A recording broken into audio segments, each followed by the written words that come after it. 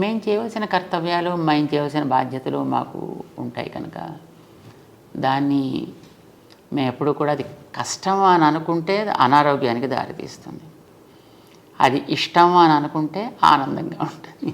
చాలా కరెక్ట్ స్వామి అన్నమాట. ఏదైనా ఇది మనది, మన పని అని అనుకున్నప్పుడు దానికి రాత్రి పగలు, నిద్ర, ఆహారం, ఆకలి అనేవి సెకండరీ అవుతాయి. ఇది మనకేదో ఒక ఉద్యోగం, లేకపోతే ఏదో మనకు ఒక బాధ్యత మన ఎత్తి మీద పడింది, అబ్బా కొండ బరువు మొయ్యాలి అని అనిపిస్తే మాత్రం అందులో ప్రతి క్షణం కూడా అది మనకి మానసికమైనటువంటి ఒక క్లేశాన్ని కలిగిస్తుంది. ఏదైనా నాది ఇది అని అనుకున్నప్పుడు అది బహుశా అది ఎప్పుడు కష్టాన్ని అనిపించదు. అంచేత మేము ఏదైనా పనుల్లో ఉండేటప్పుడు ఒక్కొక్కసారి మాకు రాత్రి 1 గంట 2 అయిపోతూ ఉంటుంది. దాని తర్వాత ఎప్పుడైనా ప్రసాదం తీసుకోవడానికి ఒక్కోసారి సమయం కుదరదు. ఏదో బయటికి వెళ్ళి జనాలతోటి తిరుగుతుంటే ఇంకా అది పూర్తి అయిన తర్వాత తప్ప లోపలికి రావాలి అని అనిపించదు. అక్కడ ఒక 10 మంది జనం ఉంటే ఆ 10 మందిని మనం క్లియర్ చేసేసి వాళ్ళని పంపిస్తే తర్వాత మనం ఏదో మన కార్యక్రమం చూసుకోవచ్చు అని అనిపిస్తుంది. బయట ఒకళ్ళు మన కోసం ఎదురు చూస్తూ కూర్చున్నారు అంటే అది కొంచెం మాకు రెస్ట్లెస్గా అనిపిస్తుంది. సో వీలైనంతవరకు ఎప్పుడు కూడా అలాగే బయట ఉండేవాళ్ళని క్లియర్ చేసేసాకనే తర్వాత మేము మా కార్యక్రమాలకు పెడుతుంటాం. కొంచెం ఆలస్యం అయితే అవుతుందని అనే ఉద్దేశంతో. ఇది సహజంగా ఉండే ప్రేమ కలిగిన వాళ్ళకి అది అయ్యో కష్టం అని అనిపిస్తుంది, అది సహజం. బట్ అది బహుశా మేము అనుకుంటాం అది ఒక రకమైన ఆశీస్సు అని అనుకుంటాం. అయితే స్వామి, ప్రకృతి ధర్మం ఒకటి ఉంటుంది కదా శరీరం మీద. అందుకని మేమేం అనుకుంటున్నాం అంటే మీ భక్తులు, మీ అనుయాయులు మేమంతా ఏమనుకుంటామంటే అర్చక స్వాములు తిరుపతిలో స్వామిని కొలువు ఉన్న సేవలో ఆశీర్వదిస్తారు. నిత్యైశ్వర్యో భవ అని. మీకు దీర్ఘాయుష్షు కలిగి మీరు నిరంతరము ఈ సేవలో నిమగ్నమై ఆరోగ్యంగా ఆనందంగా ఉండాలి అని మేమంతా కూడా స్వామికి అనేక ప్రార్థనలు చేస్తాం స్వామి.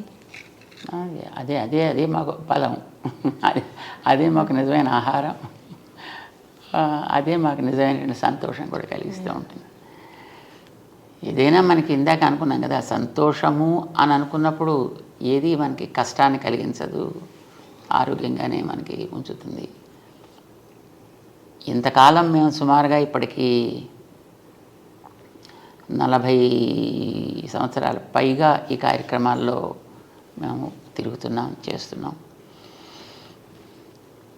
ఎప్పుడైనా ఒంట్లో ఏదో జ్వరం లాంటిది ఏదో వచ్చి పడుకోబెట్టేస్తే తప్ప, లేకపోతే మనకి సెలవు అంటూ ఏముండదు. Weekly holidays, fortnightly holidays, annual holidays అనే మనకి ఏముండవు. ఇప్పుడు కూడా ఏదో కార్యక్రమాల్లో మనం తిరుగుతూ ఉండడమే.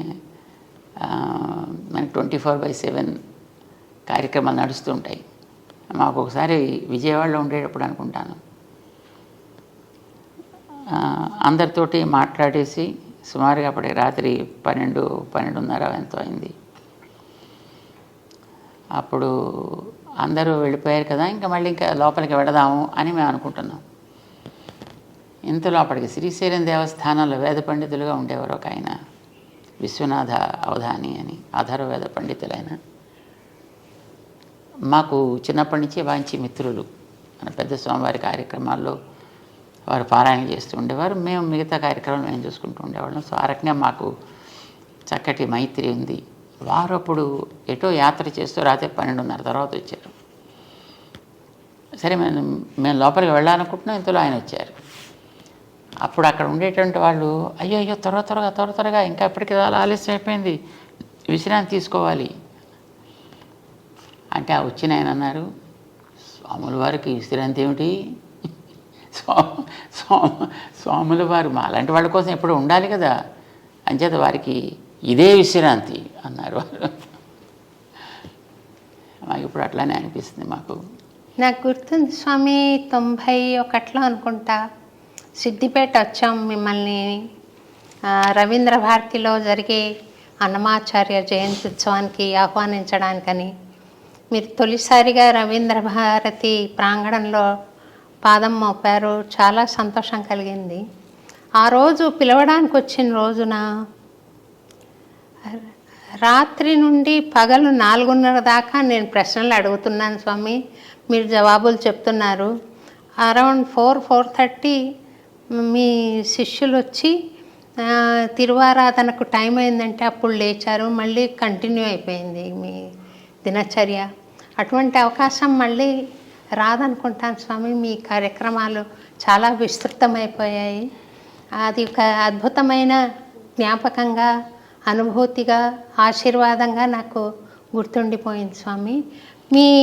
మీరు చెబుతుంటే నాకు అది గుర్తొచ్చింది స్వామి. సమయపాలన అంటే ఇది నిద్రకు ఉపకరించే సమయం అని కానీ, ఆహారానికి నియమిత సమయం కానీ మీరు చూసుకోకుండా 10 మంది మేలు కోసం ఈ ప్రవచనాలు చెప్పడం కానీ, కార్యక్రమ నిర్వహణ కానీ, వైదిక కార్యక్రమాలు కానీ చేయడం, ధార్మిక కార్యక్రమాలు చేయడం కానీ జరుగుతుంది. అంటే సాధారణంగా ఈ ఏదో ఉదయం బ్రేక్ఫాస్ట్ ఇన్నింటికి, లంచ్ ఇన్నింటికి, స్నాక్స్ ఇన్నింటికి, డిన్నర్ ఇన్నింటికి, ఎగ్జాక్ట్గా పడక ఇన్నింటికి, లేవటం ఇన్నింటికి అని అలా పెట్టుకుంటారనుకోండి. అలా వెరీ స్ట్రిక్ట్గా పాటించాడు కొందరు ఉంటారు.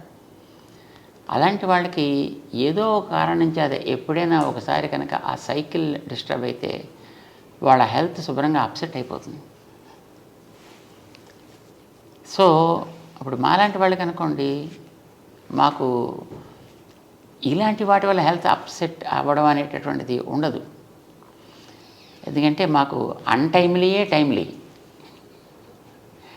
ఎప్పుడు పడుకోవడం అనేది ఒక్కొక్కసారి మేము 3ంటికి పడుకుంటాం అనుకోండి, మళ్ళీ పొద్దున్న 5ంటికి కార్యక్రమం ఉందంటే మళ్ళీ మేము వెంటనే లేచి మళ్ళీ పరిగెట్టాల్సి వస్తుంది. సో అప్పుడు మరి నిద్ర ఎక్కడ పోతారు? బాడీకి నిద్ర కావాలి కదా. అంటే ఇలా మాట్లాడుతూనే ఒక్కోసారి నిద్రపోతుంటాం, నడుస్తూ నిద్రపోతుంటాం. మీకు ఏదైనా యోగ సూక్ష్మం తెలుసేమో అని నేను అనుకుంటున్నాను స్వామి. మనకంటూ ఏది ఉండదు అని అనుకోవడం యోగ సూక్ష్మం. మనం ఉండేది సమాజం కోసం. సమాజం అనేది దైవ స్వరూపం అని మేము భావిస్తాం. భగవంతుడి యొక్క దివ్యమంగళ విగ్రహమే ఈ సమాజం అంతా, ఈ ప్రపంచం అంతా. మనం దాంట్లో ఉన్నాము అని అంటే మనం భగవంతుడి కోసం ఉన్నామని అర్థం. మనం దాంట్లో పనిచేస్తున్నాం అంటే భగవంతుడి సేవలో ఉన్నాము అని అర్థం. సో అల్టిమేట్లీ ఎప్పుడైనా చేరాల్సింది అక్కడికే కదా. అది మనం ఇక్కడ ఉండగా చేయగలుగుతున్నాము అనే భావన మనకు కలిగితే I think that becomes a very, very tremendous yoga. That itself is a great yoga.